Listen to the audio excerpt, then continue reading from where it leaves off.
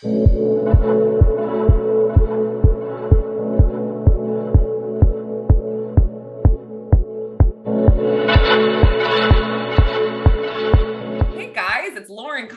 Pop Style TV. Super excited today because I have one of the stars of Bel-Air, Jordan L. Jones, who plays Jazz. Welcome, Jordan. Thank you so much. Thank you for having me, Lauren. Seriously. Yeah, I love your voice. I meant to tell you I love your speaking voice on the show. It's very raspy, very cool. You know what's so crazy about that? What? That's just how I talk, right? This is just a small story. But like, my mom thinks it's because like I'm always like yelling. And they're like messing up my vocal cords, and I'm nah, like that's just. I think that's just how how it is. Like when I'm talking low, it's kind of, and not in a bad way or anything. I love it too. Actually, you're not the first person to say that. Yeah, it's great. And my mom was like, every single time I talk to my mom, Jordan, you need to you need to rest your voice. I'm like, this is how I talk. You're like, Mom, I'm not singing Celine Dion. This is literally my voice. Yeah, no, it's actually. It's very sexy. I like that. I think a lot of girls like the raspy thing because whenever I lose my voice, like guys, you're like, oh, that sounds really hot. And I'm like, really? I feel like it sounds like a man, but whatever. No. Just a little rasp. It's like you add a little flavor to your voice. You know what I'm saying? Yes. I love that. I'm going to say that next time, flavor to my voice. So this is really cool. I mean, I'm not caught up, but I have been watching, and when I first heard about the show, I was like, this is not what I expected. I thought I was going to laugh. It's very serious. And the writing is so intense and it's so good, right? I mean, you guys, sorry, you can correct me. I just want to, you don't have to give anything away, but you guys get the scripts like week to week. You don't actually know what's going to happen, right? No. Like the way it works is that just say we're shooting like episode 5, right? Mm-hmm. When we start shooting episode 5, which takes about like 2 weeks, we get episode 6. So even though we're not really worried about episode 6, like we can read it real quick and whatever, take time. But then by the time we shoot that 2 weeks, and stuff has changed and everything like that. But yeah, so like we really get it right before, and we're sitting watching the script like it's crazy. Like we had not, we don't get the script like crazy in advance. Of course, they give us enough time as actors to like lines and stuff, which is why totally by the time we're shooting episode 5, we probably have the first script for episode 6 just to get the gist. Mm-hmm. But no, it's not like, oh yeah, we got like all 10 episodes, and then if we want to, we can read them all day, or like read them whenever you want to. But it's not like that. No. That's what I was thinking. So it's honestly like you don't know if, let's say, Jazz is going to die by episode. You know what I mean? You don't know. You have no clue. You actually have no idea. Yeah, you're learning it just like we are. You basically, what you just said is you're only one episode ahead of us on, knowing the plot line, which is so cool. Now, your character, Jazz, he's freaking awesome. I mean, oh, thank you. He obviously was very funny in the original and very quirky. You are quirky. You have your quirks. I want to ask you, did you ever drive an Uber? I said Uber. Sorry, I meant Uber. I don't know you're good. You're good. I know exactly what you meant. Yeah, thank you. No, because your character drives. Like, did you ever drive an Uber? Did you ever own a record store? Like, did you ever work in a record store? I mean, nothing. Okay. That is all character oriented. I've never done those things. I'm an actor. I act like I own a record store, and I act like I have odd jobs, dude. It's hard out there sometimes. No, I hear you. I hear you. I'm just playing around, but no, just those specifically. No, I have not. No, I haven't. Okay, that's interesting. Okay, so tell me this. I don't know if you're gonna know this, or you can tell me this, but like I feel like there's. Like, are you and Hillary gonna hook up, or what? I know. There's what episode are you on? Like 4. 3, 4. Okay. I would say watch 4 and see the vibes, and then you can. I feel like I've experienced these vibes. You can come to that conclusion. Okay. Okay. So you haven't seen me and Hillary in the record store? No. You haven't seen that? Okay. You should watch those scenes.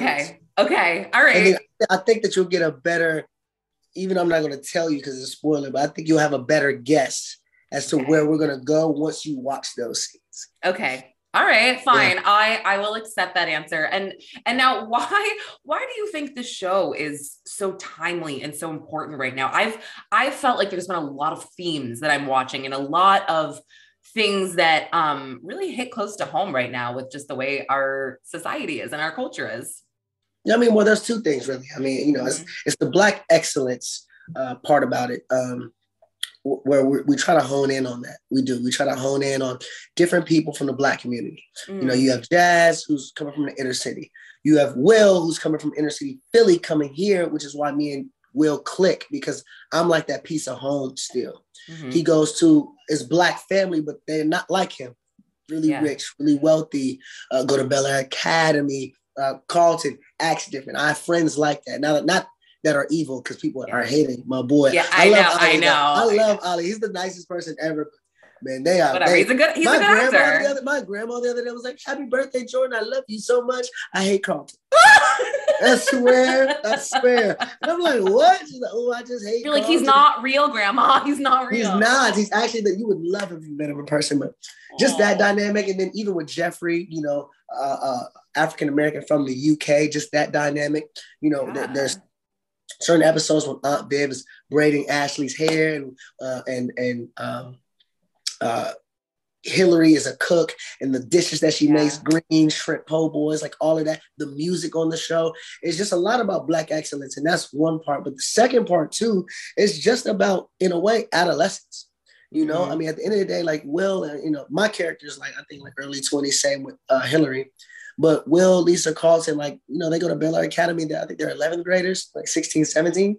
And just that journey of fish out of water in a new school, trying to fit in. That journey of Carlton being around his friends and a new guy. And, it doesn't have to be a cousin. I'm just like, the new guy comes in and people like him. How do you adjust? That happens, So I just feel like even for everybody, not, I said the Black excellence thing, but then now for everybody, just going through a high school thing. I think the best part about this show is that, yes, we're being really noticed, like out in public and stuff like that. But we're noticed by kids. And that means that it's moving and it's compelling to kids. Like a 12-year-old came up to us and we're like, oh my God, this is my favorite show. Is it really you guys? Oh my God. And we're like, really? Yeah. Yes. And just the demographic of people that are watching it can relate to obviously adults, kids, elderly. And I'm excited. I'm excited that is a good point. Yeah. Jordan, that's actually a good point. This show is actually appropriate for all ages, not all ages, but yes, like it's a very wide spectrum of age. And my friend Chris is actually from Philly, and he made a comment to me, and he's like, the writing is very accurately Philly. Like it's very, it's not like, oh, because you watch a show and in your hometown, you're like, it's not like that. That makes no sense. He's like, it literally makes sense to a T. And I'm like, I wouldn't know, but that's actually, that makes me feel good while I'm watching it, And I love that too, because I'm not from Philly. I've been there a couple of times, but I don't know the mannerisms and how stuff goes. Like I've been there on some like touristy stuff. And we were watching it with like influencers when we did like the Bel-Air Mansion thing experience. And then we watched it with influencers. So cool. Like everybody from Allen Iverson, he was like, yo, this is Philly. That's like, is he a sports player? Yes. Yeah. Okay, cool. But a lot of people from Philly, because we use like real rappers, like, like the guy who plays Rashad is like a real rapper. And like, these are real like dudes from Philly. So and I would ask that question too. I was like, yo, so I wonder if like we're doing Philly rap. I wonder if people are like, that ain't really how I go. And everybody from Philly was like, nah, this is, that was right. I mean, it's a trash city, so I'm just kidding. I don't know. Honestly, the few times I've been there, it's been like, I don't have a reason to go back, but no, I also like, what's his face? Philip. I'm like, oh, he's pretty hot. I'm like, dude, I expected like this, fat guy. And I'm like, whoa. I was like, all right. Yeah, I'm here for that. And I love that about Morgan too. Like all the characters are similar. Like, like I don't look like Jazz, but I look like Jazz, glasses and the way I dress, but I don't look as Lisa look like old Lisa. And Hillary, dark-skinned Hillary versus light-skinned Hillary, who's not like a ditz, just completely different. But like keeping certain parts of them, because like even though Hillary's a ditz and stuff, she's still like famous, people like her. And then same with this Hillary. And then, Carlton acts the same as the first. People say it's so funny. People say that, oh yeah, we hate Carlton. We like the first Carlton. And y'all are quick to forget that when Fresh Prince first came out, nobody liked Carlton. Nobody liked Carlton until him and Will got cool. Yeah. No, I actually remember. It's like funny. Of like, oh yeah, I want the old Carlton. It's like, y'all did the same. You just forgot because it's 93. Yes, exactly. We all forgot. And then with Uncle Phil too, just like what I think what Morgan wanted to do was like bring that aura. No, he's not gonna look the same, but he's gonna feel the same. Like when Uncle Phil speaks, it's like Uncle Phil saying something profound. Same in this show. You know, of course, and the plot line is different because this is a drama. It's completely different. But everybody's like energy is similar. Like even Aunt Viv, I've heard a lot of people say like she is a perfect mix of like the old Aunt Viv and the new Aunt Viv. You know, like when they, yes. Like, wow, yeah. I totally, like, wow. I can see that. I can definitely see that. Now, and I was like, wow, it is a perfect mix. So how you're very young, obviously. And honestly, like I'm older than you, but I watched Fresh Prince, but it still was a little bit it was a little old for me when I was growing up. So did you? It's my favorite show ever, and by the time I started watching it was already in syndication. Okay, so that's what I thought. I figured you had been like out of So you had already seen it when you got this part, or when you auditioned, or did you have to go ahead and watch it when you already saw it? You were like, "This is my favorite show." Yeah, I don't know. I'm sorry, I'm not a mind reader, bro. Yeah, okay. So okay, I'm like, who hasn't seen the Fresh Prince? We need to get them on this. Well, bring because you were Gen, I assume you were Gen X. I'm sorry, Gen Z. So it's like a lot of Gen Zers haven't seen it. Yeah, but I'm saying, a lot of people haven't seen it. So did you work with Will Smith like before? How was that? I mean, Will Smith obviously is one of the greatest individuals I've ever met. But I think, and especially as an idol of mine, I'm really a comedic actor. But in being a comedian, I don't want to be boxed in. I don't. I want to like. I love. That's why I love the show. Oh, you popped it. Oh, there you are. Okay. That's what I love about this show is the fact that, I have comedic scenes, I have serious scenes, flirtatious scenes, and it's like people can see me in different lights. Yes. And I love that about the right. Yes, you do have it all. I do, but I would say that when it comes to the Fresh Prince, though, like it's literally my favorite show. Seriously. It's on like right now. It's just not on the TV, but it's probably on, seriously. But what I didn't do is like what I didn't do is when I'm, attacking the character Jazz, I'm like, okay, like, how would Jazzy Jeff do this? None of us do that. So I think the good part about this too, even though it's so iconic, is that we just all bring ourselves. We all just bring ourselves to the role. And I think that's the beautiful part. So in meeting Will, not to be cliche or anything, but the best advice he told me was to just do you. Because, you know what I'm saying? We don't want you to be like the old Jazz. The script not even the same. It's a drama. So I can't even sometimes relate, you know what I'm saying? To be like, okay, how would DJ Jazzy Jeff react in this situation? He ain't never been in this situation. Right. Exactly. So there's no point in doing it. And Jeff told me the same thing. They both told me the same thing because they saw the pilot and it was just so good, dude. And it was great to just get this recognition from the original cast, and like Tatiana Ali was y'all did. I can only imagine that must have been totally surreal for you guys. Oh, beyond surreal. Meeting Jazzy. I just did a podcast with him literally right before this, and I was like, man, what's crazy? And I was talking about the first time we met, and I was like, dude, remember the first time we met? I was like, but I didn't say a thing to him. Like I did, but it's just a whole bunch of like nothing. I was like, hey, man, dog. You're just starstruck. This is crazy. Like, we didn't say nothing. I couldn't. And then he just hugged me. He said, hey, man, this is just the beginning. You're doing your thing. Oh, my God. His son told me that he was like, yeah, we was kind of scared, just not scared, take scared with a grain of salt. But like, he was like, anxious to see who it was. And they were like, you made my family proud. Is what his son said. And I was like, dude, I don't need any other compliment, really.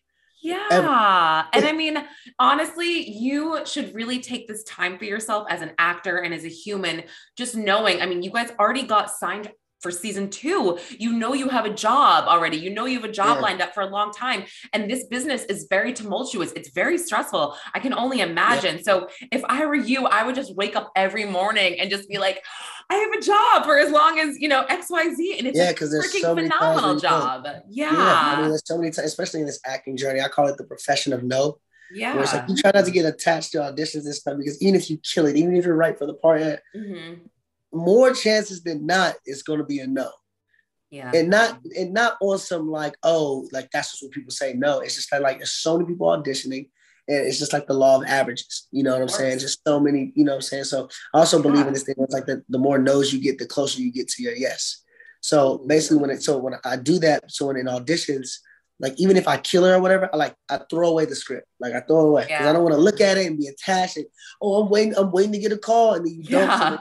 So, so I think that I know both sides of it. I really do. And you just have to stay humble, grounded, and still always believe in yourself, because you know that the reason why you're not booking, if there's a period where you're not booking, it's not because of you. It's just because of That's very mature that you can actually address it that way, because it took me, I'm not an actor, but just, in media, it takes a lot to process a lot of the, what's the word I'm looking for? When you just have to process being turned down all the time, the rejection, it gets in your head, whether you like it or not. So I love the way that you think of this. It's very, very mature. And do you mind if I ask how old you are? Bless you. Yeah. Okay.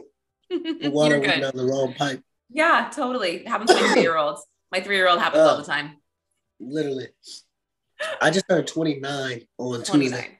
Okay. You're a little older than I thought.